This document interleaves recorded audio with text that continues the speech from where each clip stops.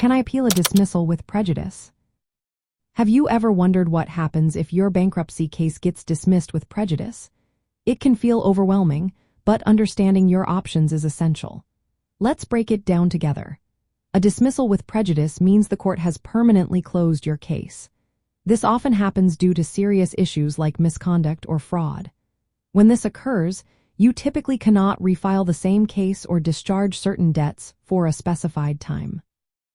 In the world of bankruptcy, a dismissal with prejudice often arises when a court finds that you have not followed orders, hidden assets, or repeatedly filed cases to delay creditors.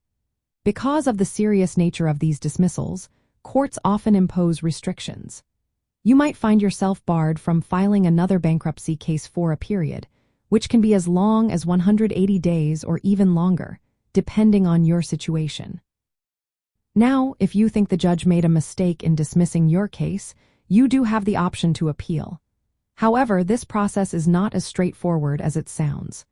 To start, you need to file a notice of appeal quickly, usually within 14 days of the dismissal. Along with this notice, you will need to submit detailed paperwork explaining why you believe the dismissal was incorrect. Be prepared to attend a hearing where you can present your arguments.